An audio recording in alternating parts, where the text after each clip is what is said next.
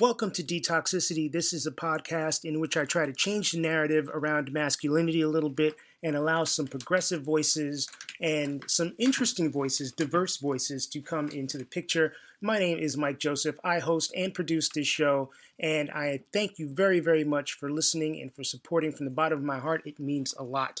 Now, if you enjoy this podcast, I hope that you are subscribing to it. If you aren't, please press the subscribe button on wherever it is you're listening to it, and that way you'll get episodes on demand when they come, which is usually on Wednesday mornings. I also certainly ask that you spread the word. Please rate the podcast on whatever platform you're using to listen. Make sure you leave a comment if you have something nice to say, or if you have something constructive to say. It doesn't all have to be nice. And by all means, tell your friends, tell anyone who you think might get some creative juice or inspirational juice, or just would you'd like to listen to this. Please spread the word however you can. I am on social media. If you would like to follow me, I am on Instagram at DetoxPod Guy. My Twitter is on hiatus for a little bit. It will come back, but it is Tis Mike Joseph. Feel free to follow me on either of those platforms. There is also facebook.com/detoxicity. And if you have a comment, you can email me, detoxpod@gmail.com. I am always on the lookout for new guests. So if you know somebody who you think has an interesting story to tell or something to add to the overall conversation around detoxifying masculinity, please reach out to me via any of those platforms. And certainly if you yourself would like to be a part of this podcast, please reach out. Let me know. Once again, I thank you for listening. I'd say the majority of Detox episodes have been recorded with people that I've met recently, people that I know peripherally, or people that I am chatting with specifically for the purpose of doing the podcast. Not the case with this week's guest, Mike Duquette. He's in the hot seat, and Mike and I have enjoyed a friendship that has lasted more than 10 years, although it's not been without its rub spots, as you'll find out over the course of our conversation. Listen to the episode, you'll get the full tea. Anyway, Mike and I met through the portals of music journalism. He is the founder of the music reissue website, The Second Disc, at secondisc.com. Over his career, he has written artist bios, he has written social copy, he has been blogging forever, and he has produced and conceptualized releases for major artists. He is truly a music head, and that's how he and I became friends. But that's not all. Mike is not only one of the sweetest and purest people that I know, he is as wholesome as they come. He is a son, he is a husband of recent times. He was a pandemic husband, and he is a self-acknowledged work in progress, trying to figure out how to make his way through the world as a better person, an evolving person, a progressive person, and all of the conversations I have in this podcast are great. I think this one is one of the really special ones. I hope you enjoy it. Here is the Mike and Mike Show. Hello, my name is Mike Duquette. I'm a writer, editor of the reissue site The Second Disc, and I've had the privilege of knowing Mike, the host of Detoxicity, for a decade at least? At least. I was trying to figure out when it exactly. We met, and you're about to turn 34. 35. I thought it was still 2021. Holy shit. I get it. So you're about to turn 35. I met you... It had to have been 2010, 2011. I think it was before that. Was it really? I was hardly writing then. I moved to Boston in 2008. Okay. Maybe it was 2010. So 12 years. Not long after the second disc. Yeah. Getting on the Pop Dose radar. Yeah, that sounds about right. The gallows humor version I had in my head coming over here was that you have been one of my best friends for 12 years, save for a period of about, 2 or 3 years where we did not speak at all. Was it that long? Maybe 2. I think it was, maybe like 2 years. We will get into that. There was a pause in our relationship. There was. One thing that has always impressed me about you, confused me as well, is how someone who's relatively young compared to me and compared to people that have the knowledge base that you do about music, how does someone like you become so interested in music that in a lot of cases came out before you were born? The joke answer I always give is that I was cursed by a wizard to know things about the Wham discography instead of understanding credit, like financial, or talking to girls, although that seems to have righted itself as well. You righted that shit, Mike. You figured it out. But no, somebody did ask me this recently, and I thought about, I think what it was when you become, the culture you become steeped in. I mean, one of my big origin stories, I guess, is when I was 3 years old or so. I was at my grandmother's house, and I was looking through a box full of tapes, and I saw the videotape of E.T., which is my favorite movie, and I was really thrown by the design, the moon, the bike, all the letters E.T., and I think what that leads into is that, especially for music, there's a through line of, like, art and artifice. I think especially being an MTV guy, where there's a change sonically, because people are using electronics and keyboards and drum machines and things like that, but there's still a cutting edge that does still feel fresh. That, like, I think I was always interested in that chasing of that sort of like yin-yang between organic and technologic. Sure. Inorganic. That's a very, very diplomatic way of saying that.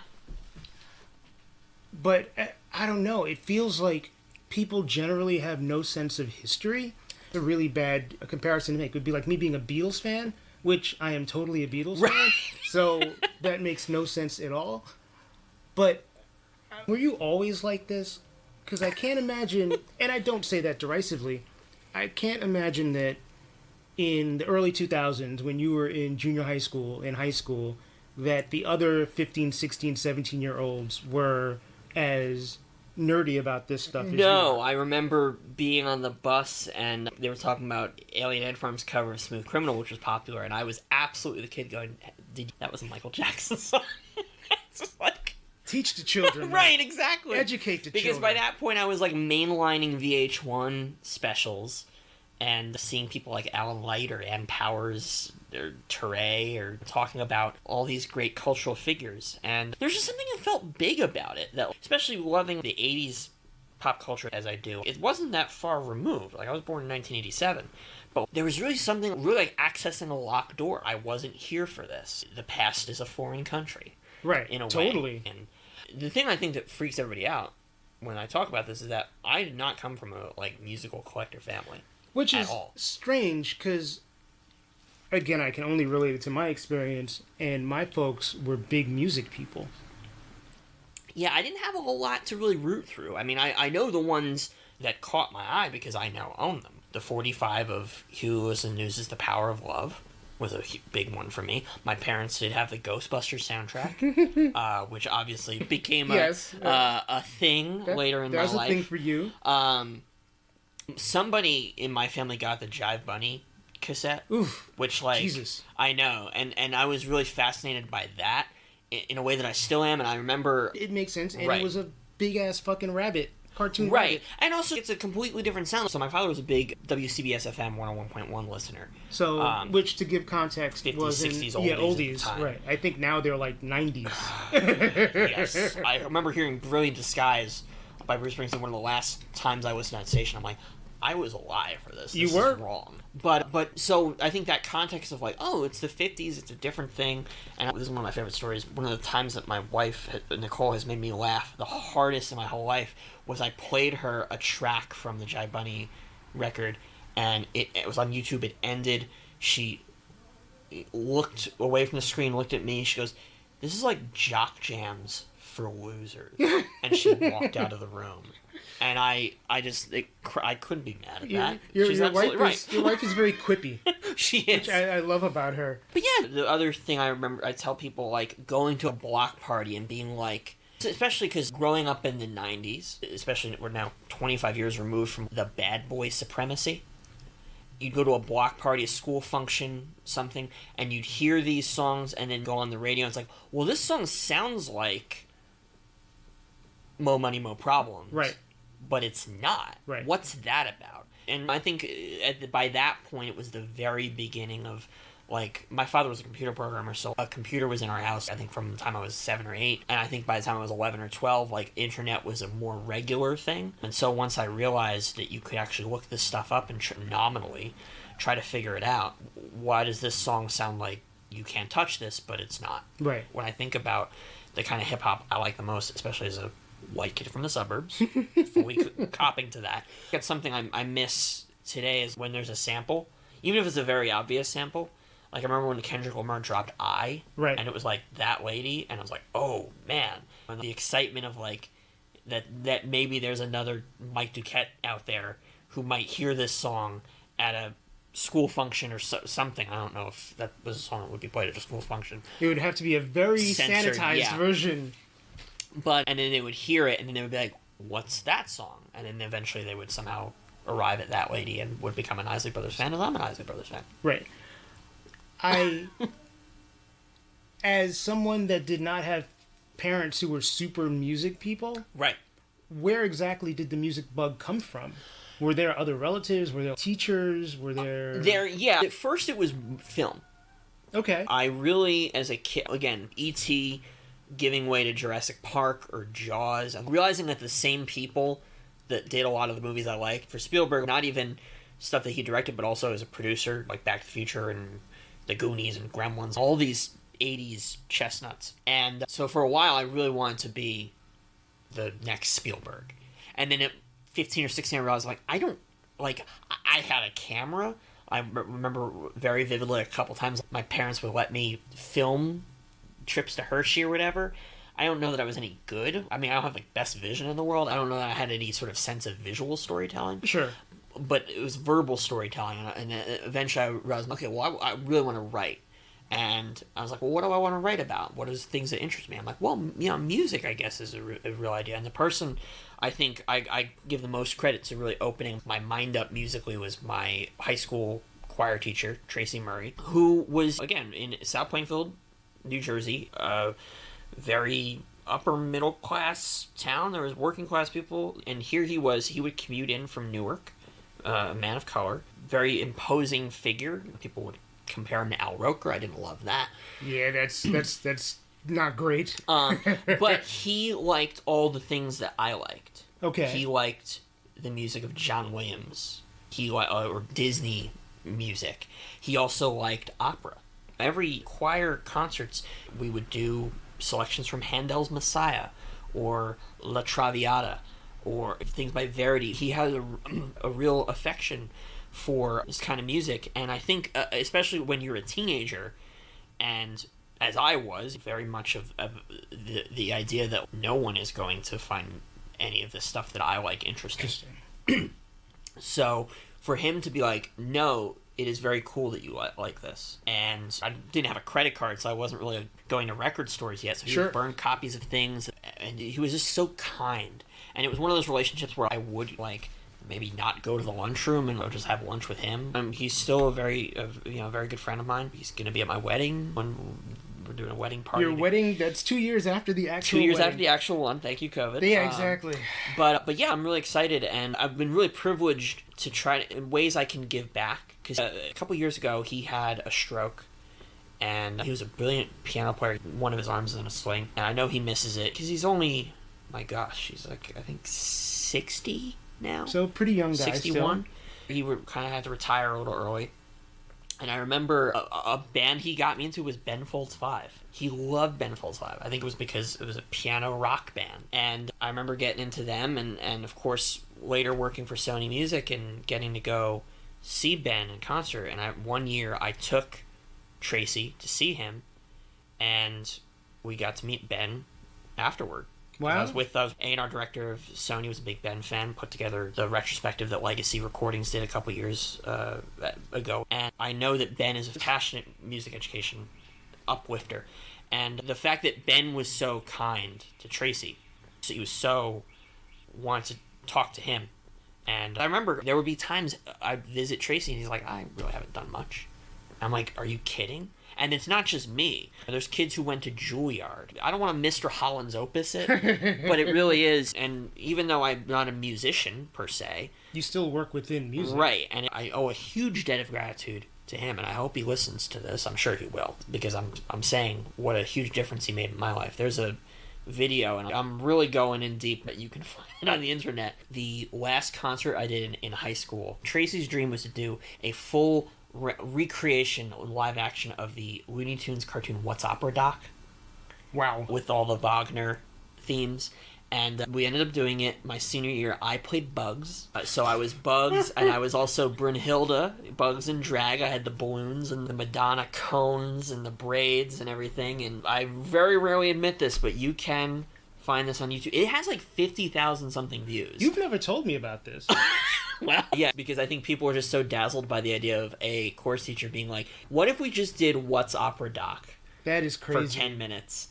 And he, like, pulled off the DVD. I don't know if it was Carl Stalling or whoever did the arrangements. So it was all the instrumentation, and we sang it live. It's a track. That's amazing. I was like weeks from graduating. I was coming on the upswing of a case of mono, because I was up way too late studying for all my finals and stuff. I have a very vivid memory of on the stage at my high school between rehearsals, and I'm just looking up at the ceiling, being like, what am I doing? At 17 years old, what am I doing? Unbelievable. Was there ever a sense when you were growing up that the things that you liked and the stuff that you were into was maybe a little different? Oh, totally. I don't know if this is a metaphor for privilege or not, but it hits you like a ton of bricks. Because when you sit in a room and read it, like the movie that happened to be your favorite movie, E.T., is at the time the highest grossing movie of all time. To the point where you're like, well, for a school assembly, we should watch E.T. And it wasn't a way that a child might want to impose their will. I just thought it was like, well, this movie's beloved by everybody. This is absolutely what people want to watch right now. Time, everyone has it, and everyone wants to see it. And as you get older, and that gets a little acerbic, I mean, especially in the 90s, people would throw around words as pejoratives that I hope that kids are not doing now. Like gay? Yes. I'll say it. Well, yes. Yes. And that would just wound me. Because it's like, and this is so corny, but because the character of E.T. is sort of synonymous with love and universal understanding, and it's like, how can people just dismiss him? Because 13-year-olds don't care about that shit. Totally. And I understand that now. Right. I hate to be Oprah here. How did that make you feel, Mike? I would cry sometimes. And I think of a lot of ways it manifested itself. Like, I've been in 2 long-term relationships. You've met both partners. I feel privileged. You're one of a very few handful of people who has, I guess. But, I mean, the first relationship was high school, college. After college, it was 7 years altogether. And I was a young man, not fully understanding a lot of things about life and relationship stuff and how that stuff's supposed to go. And I remember when it ended, I remember thinking, especially because by this point I knew you, I knew a lot of our mutual friends who were music writers, and thinking, how cool would it be to meet someone like some of these music writers? Because like I knew our good friend Matt Wardlaw, right, who was dating, now married to our good friend Annie Zaleski. And I remember thinking, that's it. That's what I want. I gotta date a music person. And I remember when I met my now wife, Nicole, and realizing not how foolish that was, because Nicole is an actress, and so she's understands artistic expression and entertainment, but she is not doing the same exact thing that I'm doing. And it rules because it enables us to be very supportive of each other without there being any sort of competition, and there's just enough understanding at like the basic tenets of what we're doing. So there's never like, oh, well, what if you tried this? Right. You know? There's an overlap. It's not identical. Right. I've thought the same fairly, I mean, I guess for the last few years, that my relationships need to be with people that are creative in some way, shape, or form. Because I'm not sure that someone who is, and not to disrespect people who are accountants or whatever, but there's a lack of relatability, I think. Well, if you have enough of it in you, even if you're not a practitioner per se. Right. I guess I worded that incorrectly. No. I mean, I'm sure there are plenty of people who are doctors, perhaps, but they also have a great love for theater, exactly, or movies, or whatever it is. I recently spoke to someone who I haven't spoken to in a while, who I knew as a child, and just randomly, it was a random Facebook message. It was really nice, a really pleasant conversation, and we just sort of catching up. What are you up to? And I work in entertainment, and she works in the medical adjacent field. And I think sometimes there's a defense, and I hate that this exists, where sometimes people are like, well, it's not as exciting as entertainment. It's like, but okay, I wouldn't want to look at it that way. Does it pay you? Is it something that you enjoy doing? Right. Yeah. Look, we both work in entertainment, and I think there's a nominal sense that by working in entertainment and upholding the maybe not upholding the structures, that might be a bad way of putting it, but, but as someone who's participating in that space and hopefully making it easier for people to express themselves and for creativity to flourish in various ways, that we are helping people. Yeah. Because not only are we helping people that make the art, we're also helping people who are consuming the art. Yeah, absolutely. And that is obviously crucial. But I would not evaluate that as more or less than people who are helping doctors do medical coding or whatever. Why would I? A job is a job, right. And a passion is a passion, and it's great to have your passion and your work overlap. Right. It's not necessary. And I think there's also a sense, that, and I'm very kind of a stickler about this, with especially people my own age who are aspiring creatives, perhaps, is one way of defining it. I take the aspiring out immediately. I'm privileged to know a couple good friends who have been in bands for a while, and I think about that when I met them, they were working various jobs that maybe they weren't full-time musicians, but you're just an artist. Yeah. The whole capitalistic portion of it is not without its challenges, but yeah, I think it's a one of the most basic and one of the most sadly misunderstood tenets of life on this planet is when someone presents a certain way to you, that's it. I wouldn't question it. And that, obviously, you can extend that metaphor to a lot of different ways. If somebody tells me that this is their name, that's their name. Right. I don't really give a shit if a birth certificate says otherwise. Right. I mean, how many people... This is, like, frivolous, but we have been calling him Sting for 45 years. And nobody's but, well, he's really Gordon Sumner. We just take that at face value. So if somebody is like, well, I'm actually not Bill, I'm Jane or whatever, then you're fucking Jane. You're Jane. It's very simple. Yeah. Even if you've known, and I don't know if we've ever talked about this, or we probably have, was that my former partner, over the course of our relationship, one of their parents came out as transgender. Right. And, I mean, it was big, because, again, in suburban New Jersey, you didn't know anybody, and that's probably not true.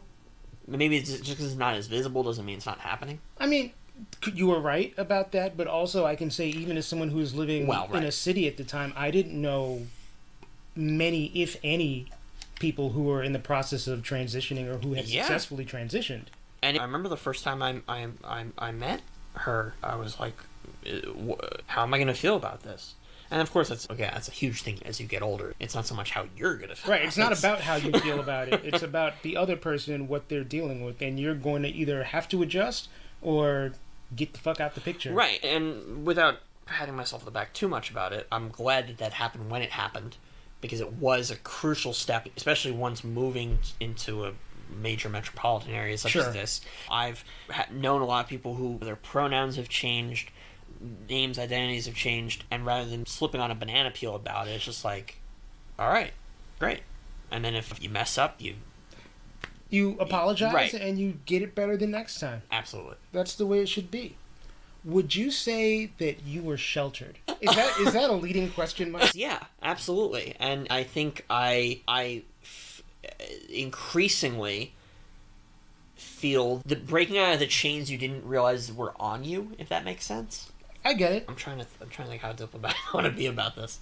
Like maybe when well-meaning family members make assumptions, and I think you and I obviously have had a real experience about this in the time we've known each other, of evolving from a sense of, well, that's a fucked up thing to say, but I'm not, how might be uncomfortable to say something about that, and then turning it into a, like, hey, you can't say that. Right. There was a member of my family who, they're actually probably not going to hear this, so I'm going to tell the story. After we were talking about hearing about somebody who passed away from COVID-19. Ooh.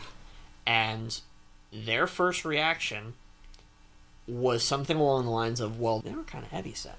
As if, and now my wife, she uses fat. That's the word she uses. And we could talk a lot about that too, of breaking a lot of stupid internalized stuff when dating somebody. But I remember saying, that's really an uncomfortable thing to say. And do you think of my wife like that? I don't like that. And again, this is someone who is much older. Right. So obviously did not have to do the work of unlearning or breaking those stereotypes. And, right. And that can be very challenging. And I'm not getting any points for copying to this, but like growing up, the town my grandfather lived in, over time, and I think now it's probably close to 100%, but the town became increasingly people from India or Pakistan or the Middle East, and you'd see the businesses change. And again, it was a town where both my parents lived for many years, and so you get a lot of weird comments about how the places have changed. Mm-hmm. And that, like... Was it coded, or was it blatant? Well, fortunately, there were no slurs, okay, thankfully.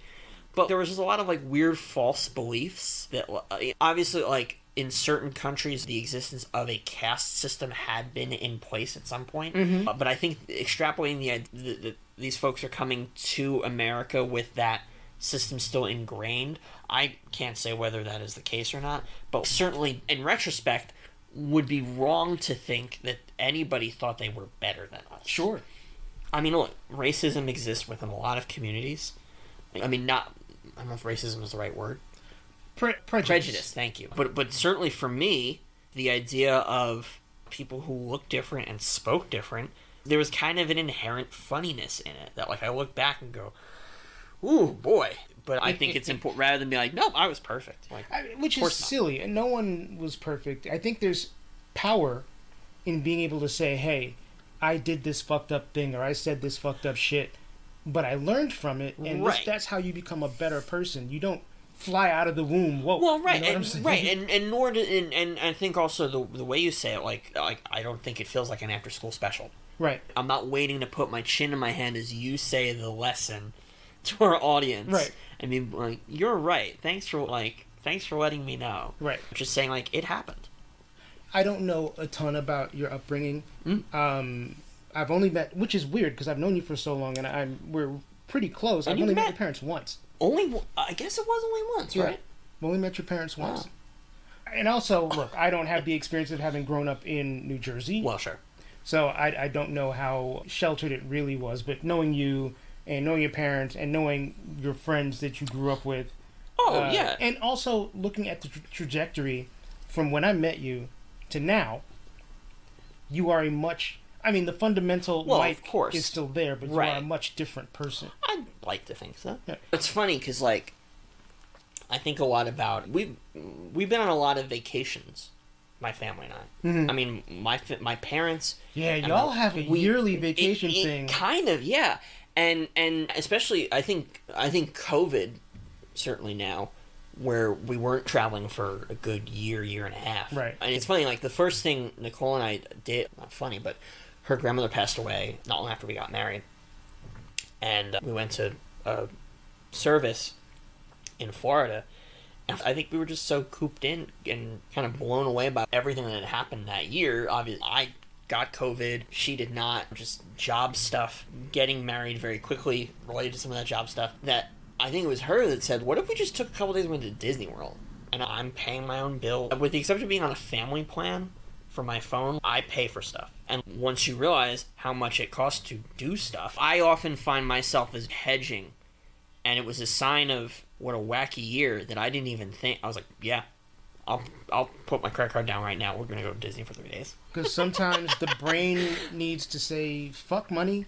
Yeah. I need to enjoy myself, particularly after the time that we've all had. Yeah. In the first part of 2021. I don't blame you. Well, but we've been on a lot of vacations, and once you realize that that's not normal. It's funny because, like, my mom, her mom didn't work. Okay. Which was normal. Fairly typical. Her father was in the Merchant Marines and was a truck driver.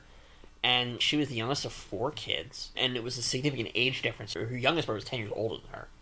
Oh, wow. But there was always a sense of, like, we're gonna pack up this station wagon or whatever, and we're gonna go places. My grandfather made sure of that. And I think that was something that got passed on to my parents. Right. And because, again, like, once the car is broken, that's when we get a new car. We don't get a new car because it would just be nice for the sake of getting a new car, right? Like, my favorite story is we had a television. It was a big, clunky, it was a wood paneled and a Panasonic, and we had that for years. And then I remember my grandfather had a similar one. When he died, it just ended up in the garage. The TV we had died, and we replaced it with that. And I think we probably knew each other at this point. Because I remember I was playing rock band with Tristan and Jeff, my two best friends. And of course, by this point, flat screen TVs are a thing. Right. But we're playing, and we're like hunched over these plastic instruments looking at this, 15-inch screen or whatever. And I'll never forget this. Jeff was like, how old do you think that TV is? I'm like, I don't know. And truly within a week, it died. And this was like, 2008, 2009. The TV was like, I'm listening to this conversation, it might be my time. Right, exactly. And I think it was like 1985, maybe. Wow. So close to 25 years. That's a TV. Long time for a TV. Yeah. I relate to that sentiment a little. That's certainly the way that I grew up. You don't just replace things for vanity purposes. Right. You replace the vacuum cleaner because it's broken. Right. I am probably a little bit more frivolous, but I mean, look, you're sitting on a busted-ass couch right now, like Duquette. Clothes is a big one for me. Usually for Christmas, I'm gifted stuff, and I'm just like, don't go nuts. I've got like the same, 6 or 7 sweaters I've been wearing since 2011. Right. Like, unless I somehow grow out of them, or they fall off my body in some way, I'm going to keep wearing them. Which I hear that clothes, if you wear them often enough, will disintegrate. It's funny, I recently, embarrassing, I got off the couch and a pair of pants ripped. Yeah. Not my proudest moment. I really like those pants. I mean, you can get them whatever. I ultimately did throw them out. I was like, I don't know if we can exactly fix these. So I'm literally, as we're talking, thinking back to when you and I initially became friends. Yeah. And I regard you as a peer. Well, that's very sweet of you to say. I didn't always regard you as a peer. No, I mean, totally. I remember, like, going out with you, and you're like, you should have a drink. And I'm like, I don't know. Like, I did not drink underage. But you weren't underage at the time. Well, yeah, but that's the thing. I never got the hang of it. To step back a little bit, in high school or in college, you didn't have, like, a sowing your wild oats period? Never. The closest I feel like I came was in the last couple years, and it was just more of a mental thing, and I look back on it and I'm embarrassed. Not even that I can picture you having wild oats to sow. Like, I can't picture you smoking a cigarette or anything like that. No, a friend of mine recently asked me if I was sober, like purposefully. Okay. And the answer is no. And it's funny because Nicole, like, she likes to drink, nothing wrong with that. She used to be a pretty heavy weed person before we met, and I always was worried that I somehow knocked it out of her by being lame. To the point where this was about a year ago, because again, the occasional times I will drink a little bit more, I'm usually not with her, and she thinks I'm keeping it, but she's like, I want to do this with you. I want to get drunk with you. Sure. I want to get high with you. Yeah. And so we smoked some weed. This was at the time that the Marvel show WandaVision was happening. Sure. Which, she's a big classic TV fan, and I think, like, all the send-ups of old sitcoms, she saw me watching it, and she was like, what is the show about? And I was like, how much of this do I explain to her? Of the 12 fucking years of Marvel cinematic properties? There's a large backstory happening. Right, and I remember it was the 70s episode, and the 70s episode begins with a very kaleidoscopic color, like, Partridge Family sort of intro. Yeah. And I had already watched the episode, and we were going to rewatch the episode, and we smoked, and we put it on, and as soon as that intro hit, I was like, I've done too much. No, yeah. And, like, we shut it off, and I remember I was like, I have to go to sleep now. She's like, no, dude, you cannot leave me. And we, like, just took a nap in the bed, and I like, was out for anywhere from 4 to 11 hours. While she's awake, fully like, what has he done? Mike. I know. Oh, I know. It's the most rookie. You're so wholesome. I know. Truly. I'm like fucking Leave It to Beaver. But that's, yeah. I mean, that's... I find that interesting. Yeah. Obviously, well, sure. I know you, so I didn't think that you really had sown any wild oats. But just a kid growing up in the early 2000s who never felt moved to experiment or do anything like that. Well, I remember, I'm going to talk vaguely about this, because parts of it are not fully my thing to say, I guess. But so I think, first of all, getting a full-time white-collar job, moving into the city, and being like, I'm going to date. I'm going to finally get that part of me out. I was in therapy. I was in therapy at the time to talk about my uncertainty about dating, because it had been 3 years. Right. And I set everything up. I set up OkCupid and all that stuff. And the second date I went on was with Nicole. So that was a very quick OkCupid experience for you. It was. Well, there were still months of. I mean, first date was in November, and I think we were like boyfriend girlfriend by February. Okay. And to me, it was a real push pull of like, be cool, don't ask her to be your girlfriend. But of course, I asked her first. Are you surprised? You can't not be who you are. No, it was funny. There was an Instagram story prompt the other day of like what were your screen names on AOL? Yes, I saw that. And one of my screen names was Blue Turtles 1705, which was a reference to the first Sting record, The Dream of the Blue Turtles, and also the anniversary with my first girlfriend. And of everything we talk about, if that doesn't tell you the story of who I am, that's got to be your social cutout of this podcast when it's on socials. But one of Nicole's very best friends said I was a wife guy in search of a wife, which is adorable. I mean, I truly am. But also, I think in the 2 parallel tracks in the last 7 years of living here, of trying to better understand the casual inequality and misogyny that happens in romantic situations or dating situations. There have been people who have been in my life and have been out of my life because of how they treated other partners, other relationships. And it was, again, as somebody who did not have any, again, as a man, as a suburban man, didn't have any capacity for what that truly meant. I remember very viscerally early on living here, I remember seeing someone getting catcalled on the subway, and I'd never seen it before. And the, like, adrenaline of, like, oh my god, this happens? What? And obvious, and how many awful, violent things have happened in the news because of that. Absolutely. Misunderstanding and that inequality. And I've often joked there's an over-indexing in my friend group, but non-monogamy, open relationships, which again, suburban white kid, you're a New Yorker. What the fuck do I know? Right. About that? Well, of course now, of course it's you're de a New rigueur. Yorker, you're a millennial. It's become, it's like last night I heard a stat that said 20% of school-age children identify as somewhere on the queer spectrum, which it's probably still low, but I wonder what that was from 2005, say. Right, you know? Or in 1993, when I went to a high school in New York City with 1,200 other kids, and none of them identified, or very few of them identified as queer. To the best of your knowledge, is that still the case? No, absolutely not. Absolutely not. I mean, there are definitely friends that I had in school that have since come out, and obviously we can't keep tabs on everybody. Well, but certainly. It's probably at this point close to at least 20%. Okay. I mean, my high school girlfriend is now in a relationship with another woman. So, there you have it. Like, there you go. I think, and again, I want to speak in vague terms here because obviously it's not my life solely, but trying to have a better understanding of, is that for you? And after a lot of thinking about it, I think the answer is no. And for some reason, I was always worried that was going to be... And I guess it's going back to you think E.T.'s gay? Oh, God. I don't know. Embarrassingly or not, I think there's a cyclical nature about it.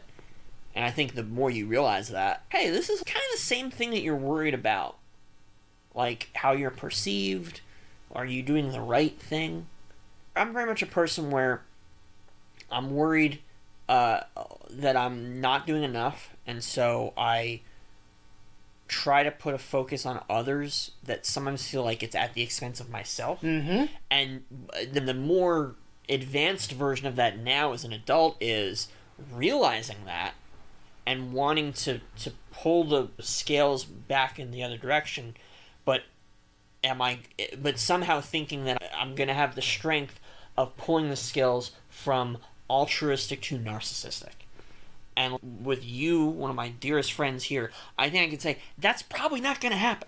I think about it all the time. What is the point when you go from, hey, I'm somebody that wants to help others, to I got one. Look at me. Well, also then it becomes, look at me. I'm the person who helps others, and I'm doing it for validation as opposed to actually doing it out of wanting to be of assistance or knowing that my experiences can be of assistance to other people. Right. I mean, I'm sure I've done it unconsciously. Most of it happens, right. Unconsciously. This is sort of a good segue. So you are really like the second person that I've had on this podcast. The first was Jason Hare, who you also know. Yeah. That there has been a gap in our relationship. Yeah. And it's funny because I don't remember exactly how the gap developed. I don't either. And the thing I can think of, and this is like so embarrassing, I've done versions of this before, where you're worried about how you're perceived socially. I've got two best friends who we had a great Zoom, I don't know, a week and a half ago, and it was like one of the nicest conversations I've had in a while with anybody. And it's one of those friendships where you can go months without speaking, right? And then a rhythm it just picks right back up. Yeah, exactly. Yeah. I mean, they've been for 20 plus years. Jeff and Tristan have been my best friend, and sometimes, and I'm not proud of this, there's a sense that when you meet new people, especially when you're going into a new situation, as I'm moving into New York, having a job, being a music person, and thinking, I don't know if that, not thinking too good, but thinking that these people now understand you in a way that the people who have been with you for a while don't. Yeah. And it's like, why? It's a rhetorical why, but why does that happen? And I guess it was like group of friends, way too much time online at the time. Maybe still now, who's to say? Not my judgment, but for me especially, I was very much being a performative human being, not in any direction, just being a heightened version of me via the magic and mysticism of social media. and somehow it was a feeling that other people were like a chain weighing. And that's a horrible thing to say, but like it's real. Well, and I think it was probably some misunderstanding that you and I had. I'm sure it was. And somehow I extrapolated that into, well, this is a guy who doesn't understand me, even though you understand me way better than most people I know. That's nice of you to say. And it's true. Well, and I feel like I've been able to understand the world because of your example and how to try to live as a better person. And not only through you, but through people I've met through you. And I don't know if you remember this. There was a point, I think, because I'm one of those idiots that has multiple email addresses. I actually recognized this fairly recently. I was like, which email address do I actually email Mike at? And I think there was a point where you had reached out to me before we had come back together. Yeah. And I didn't see it until way later, and it was before we'd reconnected, and I felt really bad. I'm like, I don't know if this is the right time. I think about that moment a lot, but I remember the moment that we did reconnect, and thank God, and I think we both should take credit for this, that there was immediately two little light bulbs over our heads that were like, why would we? Which is what led me to approach you in the first place. For my recollection of things. Yeah, please. Again, now in 2022, I view you as a peer. Right. When you and I first met, there felt like there was kind of a hierarchy. Yeah, big brother, little brother. Yeah, it was a big brother, little brother situation. And there were times when you were kind of the overeager little brother. Yeah. And it felt kind of like high school in a way, where there's like the freshman barges into the juniors or the seniors who are too cool for school. So there was always kind of that tension. And I'm laughing because I can think of relationships I have now with people where it feels like that. Okay. And so I'm really glad that you're saying that because, like, yep, that's exactly what it is because I now see it 10 years hence. I feel like there were two peaks. One was, I remember being at Matt and Annie's wedding in Cleveland and being so annoyed. I literally told Jeff, I want to kill him. Good God. And as you moved to New York and jumped to the corporate world, as you said, there was a sense of, I mean, I'm pretty much going to parrot what you literally just said. There was maybe the sense that you were being an exaggerated version of yourself. Yeah. And and I've arrived. Right. There was an ego. Yeah. And I was like, this isn't Mike. And for fucking box sets? Right. Like, I can say that now, but... Right. I mean, on my end also, I mean, I had growing to do, and I still have growing Hey. to do myself. Well, And I think maybe there was even a little jealousy on my part for you doing something that I would have loved to have been doing. But at a certain point, and the funny thing is that your best friend Tristan, who I obviously met through you, Right. he and I had been communicating pretty regularly throughout your and my estrangement. Yeah. And at a certain point, I was like, what? I'm moving back to New York.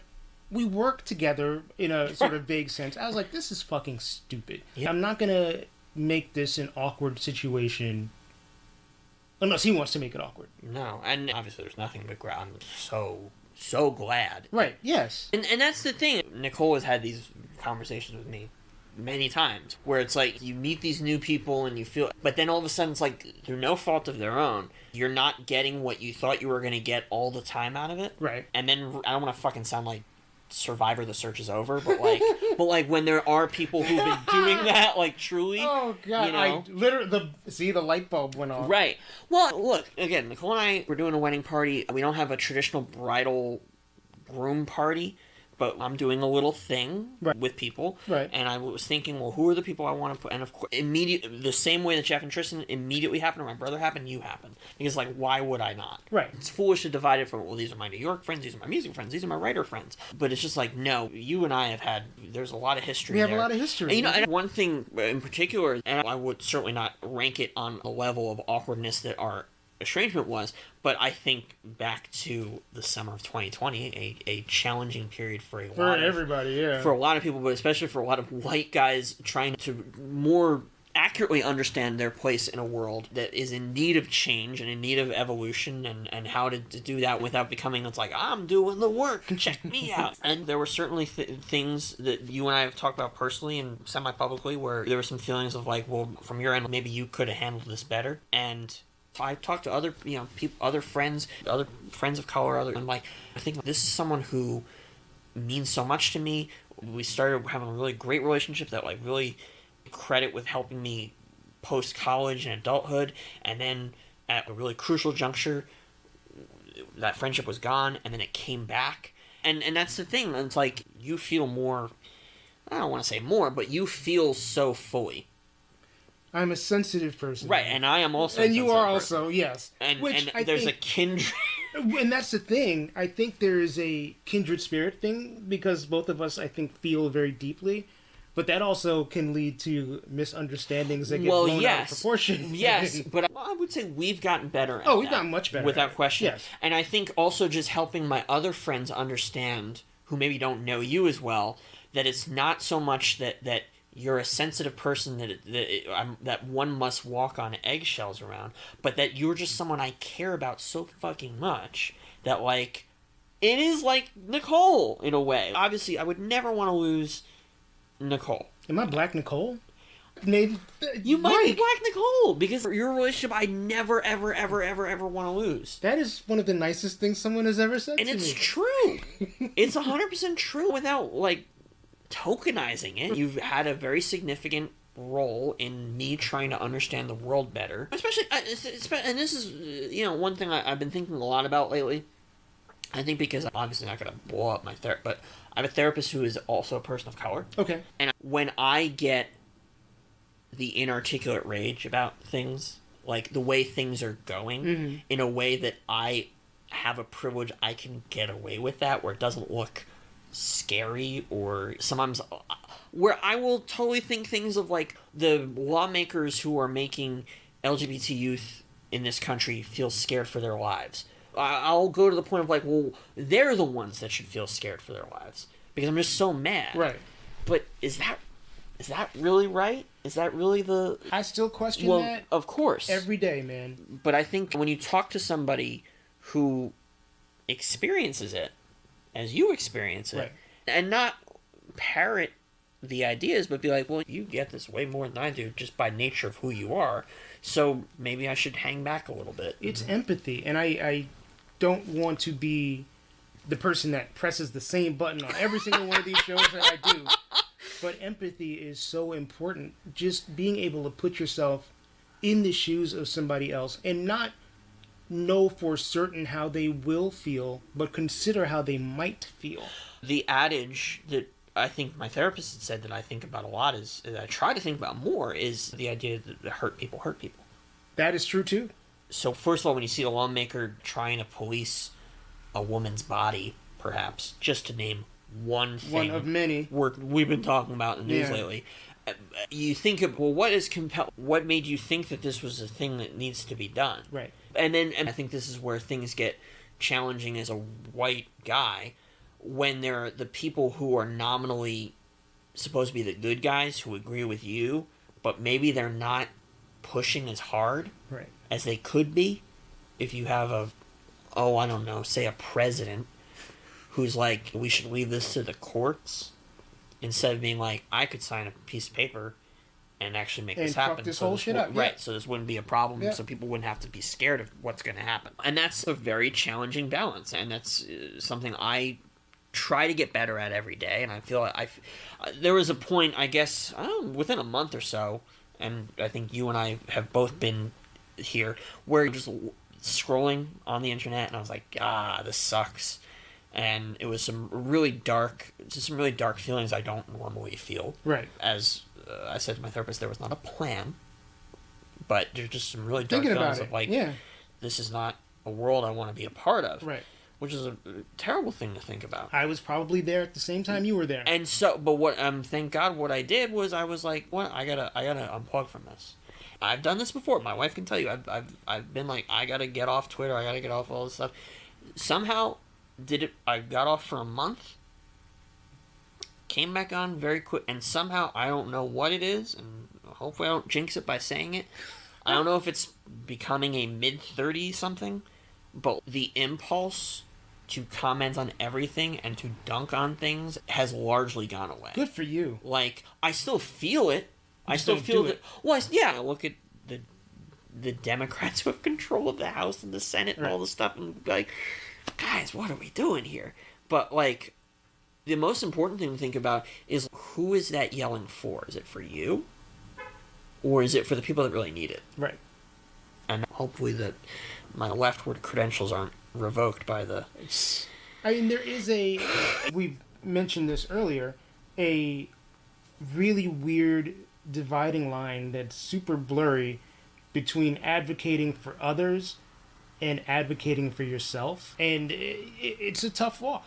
Yeah, it's advocating for others while being aware of others. Right. Like, because I think in very left circles, when there's a fatalism about it, regardless of who you voted for in the primaries, and he's a controversial guy, but I think about Bernie Sanders when he said the thing about, are you willing to fight for somebody that you don't know? Whatever you think of the guy, that's a really potent idea. Absolutely. But there's calculus to that. Mm-hmm. Like, just because it's somebody you don't know, you have to know the concept. Right. Well, you have to be able to figure out some context. Right. You can't just go, well, this is for all people of color. This is for all LGBTQ people. Right. This is for all neurodivergent people. Like, which I think is why sometimes when a lot of white people advocate for black people or other people of color, you can tell the ones that actually encounter people of color on a regular basis versus the ones who don't. Yeah. I think about that a lot. Am I getting better at that? Right. I mean, I'm not like a bird. Like, you need protection from me to feel good wherever you are. Right. Like, you're a grown-up. Right. You're older than I am, for God's sake. Right. But just making sure, it's like, well, I would hope that in mixed company and friends... empathy. It's knowing... recognizing the space that the other person or the other people might be. That if I'm inviting you to a party, that you go into a situation and you don't come and go, who the fuck are all these people? All these people, right. Who are all these crackers? Right, exactly. Right. Even if we're not, like, hitting a number. Yeah, it's about hitting a number. It's about knowing people, knowing what they're comfortable in, knowing who the other people are, and making it the best experience for everyone. Right. And it's funny because there is someone that, I guess I didn't meet that person through you. I met them through a friend of yours, who I definitely feel uncomfortable around because I believe that they harbor some racist thoughts and feelings. And you and I have discussed this. And I don't think you're particularly close to this person. I would not characterize myself as close. But that's another conversation, because I have had conversations about this person with the person that introduced the two of us, and I don't necessarily know that that person gets it. So Interesting. I want to talk about Nicole. Please. I'm her publicist. She always says that, so. I, as a single person, Yeah. see couples sometimes talk about how their partner or a particular partner of theirs makes them a better person. And sometimes I kind of roll my eyes at that. But I do think that Nicole, the experience of you being with Nicole and moving into the city and looking at things through her eyes, Yeah. as someone who is, I mean, Nicole's a worldly gal. Yeah, more so than me. Yeah. I think that she has made you not a better person, because you were never a bad person. No, but there's certainly things I understand better. She grew you up a little bit. Yeah. And thank goodness, the last 2 years, 2.5 years, pandemic times, we all know plenty of people who have maybe it's exposed the flaws in the relationship. Yeah. I think we've really done a good job of the strengths. I mean, we're in a real honeymoon spot right now because of our cat. And the idea that we're capable. I mean, did I have like a little bit of a meltdown because he was being a real shit the other night?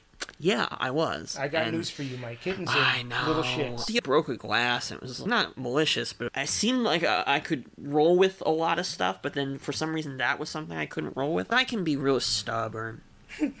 And want to be heard and want to be correct. And as recently as today, I'm still working on it. But the idea of that when a person is telling you how they feel about a certain situation that might be tense or difficult, that you feel upset about, and that maybe you can change things about it, and maybe you just, for no fault of your own, you just haven't yet. Right. And you're sitting there with two puzzle pieces that have not gone together, being like, why aren't these going together? And then she's like, well, have you tried doing it this way? And you're like, why would I do that? I like to think that the time has shortened. Me going, why would I do that? Why would I do that? Maybe 2 years ago there were like 5 of those repetitions. Maybe now we're at 2 to 3. Okay. I would imagine many women think about this, of taking care of somebody versus taking care of somebody. Explain that. Again, I think being a white suburban guy who was sheltered, I think with acknowledging that shelter exists and working to undo it and doing the work yourself.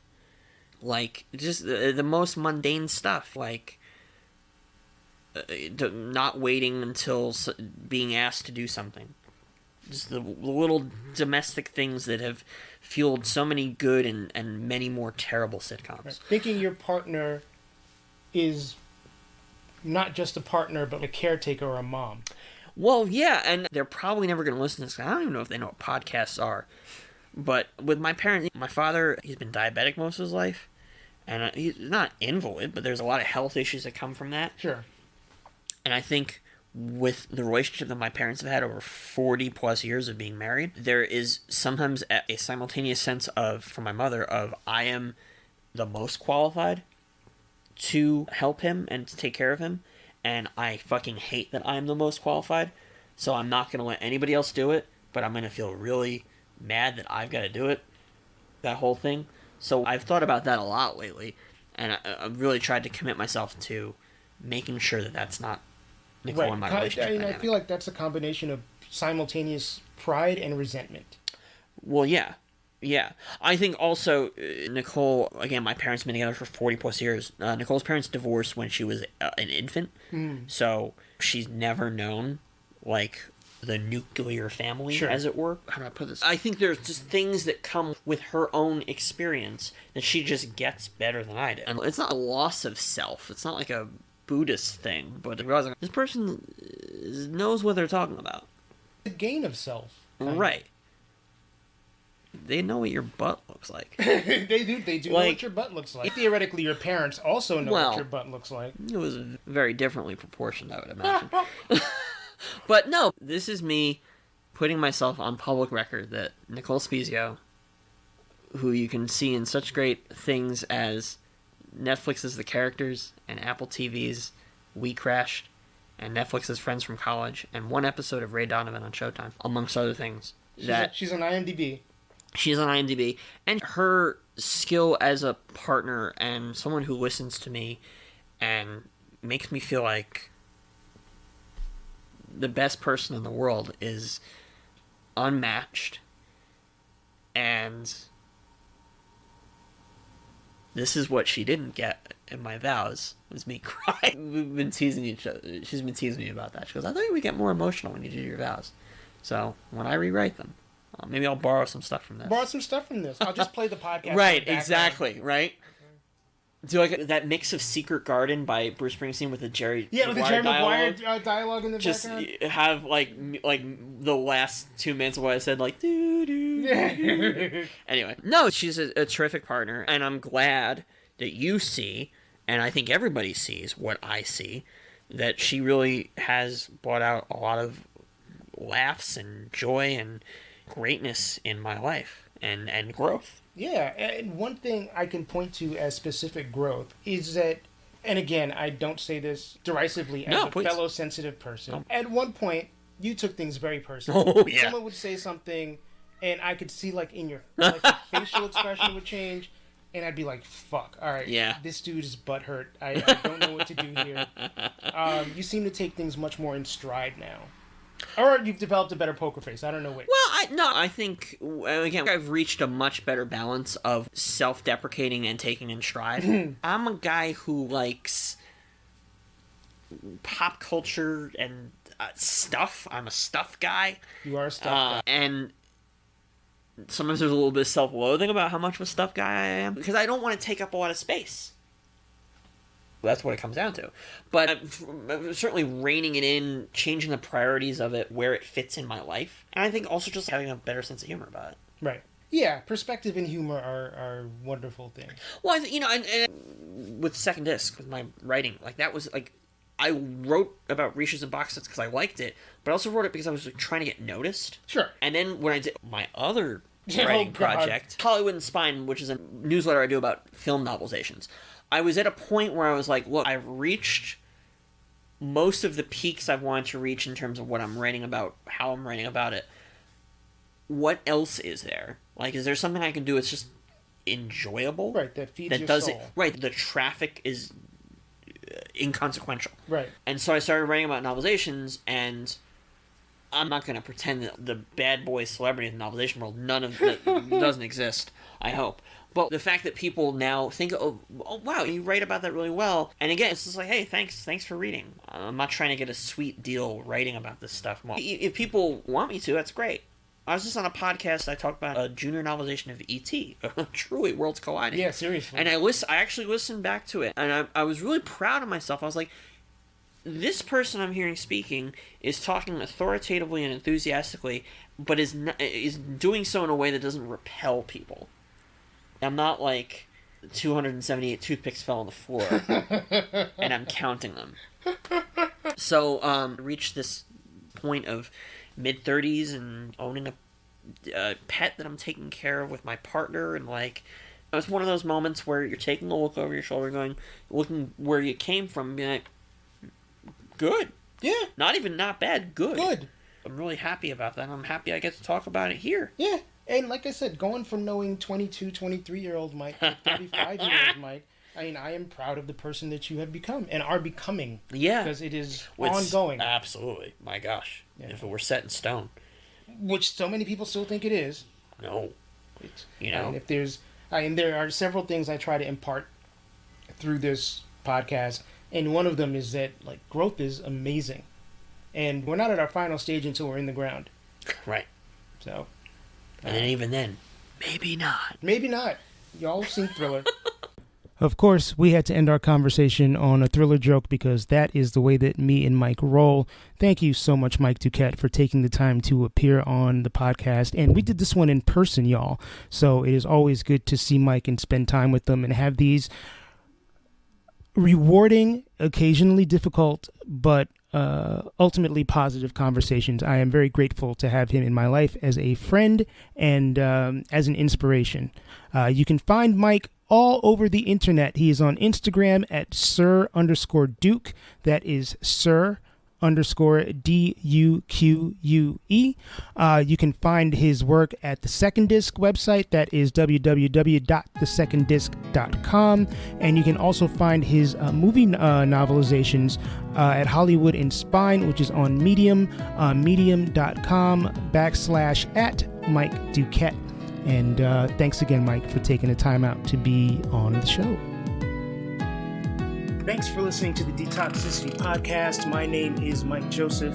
Once again, if you want to find me online, hit me up on Instagram at DetoxPod Guy. I'm on Twitter intermittently at TizMikeJoseph. You can go to Facebook.com/Detoxicity. You can email me, detoxpod@gmail.com. Love to hear constructive criticism, love to hear feedback.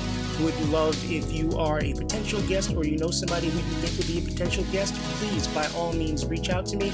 And remember, if you enjoy this podcast, subscribe, rate, comment, do all of the things necessary to push this podcast up in the podcast rankings and get this into as many ears as possible. Tell a friend, do whatever it is you need to do. And thank you once again for listening. I personally want to thank the following people for their support: Calvin Williams and Jacob Block, Jeff Giles, and Andrew Grossman. Thank you very much. I hope all of you stay well, stay safe, and healthy. Until next time.